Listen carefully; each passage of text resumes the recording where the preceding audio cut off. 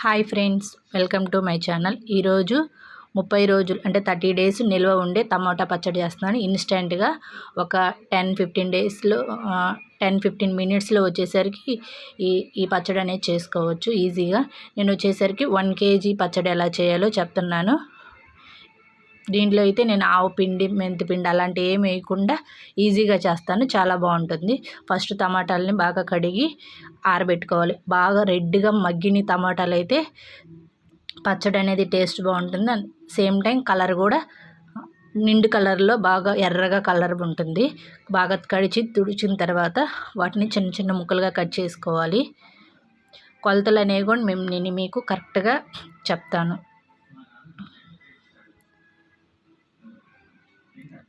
ముందుగా టమాటాలన్నీ కట్ చేసి నీట్గా వాష్ చేసుకొని తుడిచిపెట్టుకొని ఫ్యాన్ గాలికైనా ఒక 5 మినిట్స్ అలా తుడిచిపెట్టుకొని తర్వాత మనం ముక్కలు కోసేసుకుంటే కొంచెం కూడా ఎక్కడ అనేది తేమ లేకుండా ఉంటుంది.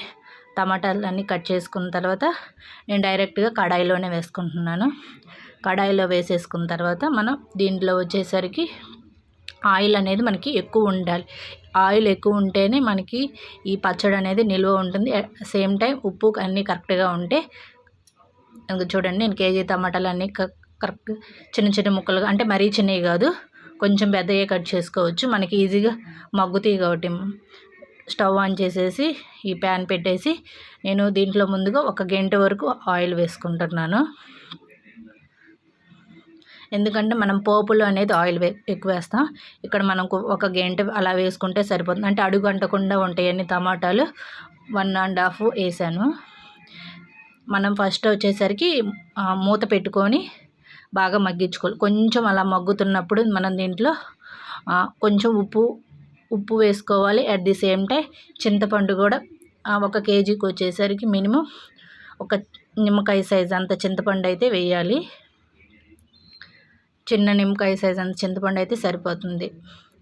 మనం ఎక్కువ ఒక 1 మంత్కి కాబట్టి చిన్న నిమ్మకాయ సైజ్ అంత సరిపోతుంది.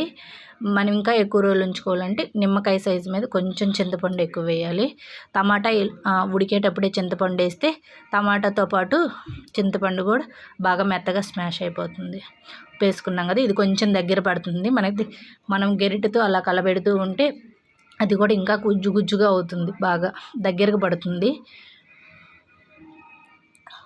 ఇంకొక 2 మినిట్స్, అంటే ఇది మొత్తం మన స్టవ్ మీద పెట్టిన తర్వాత ఒక 10 మినిట్స్లో మెత్తగా అయిపోతుంది. చూడండి, ఇలా మనకి పేస్ట్ అనేది మరీ థిక్గా అయితే పచ్చడి అనేది బాగా గట్టిగా అవుతుంది. ఇలా ఉంటే మనకి పచ్చడి అనేది కన్సిస్టెన్సీ బాగుంటుంది. చల్లారిన తర్వాత మిక్సీలో వేసుకోవాలి.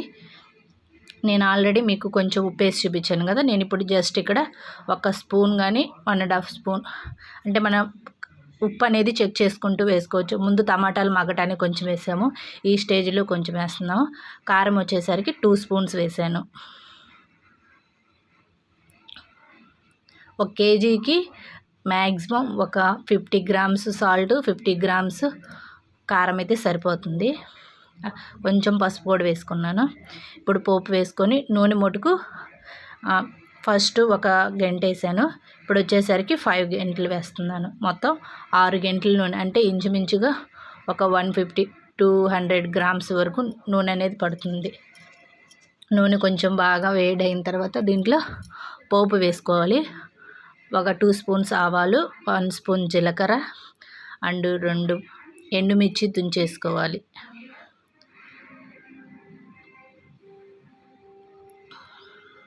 కొన్ని చిన్నులపాయల రెబ్బలు కూడా ఒలిచి పెట్టుకున్నాను.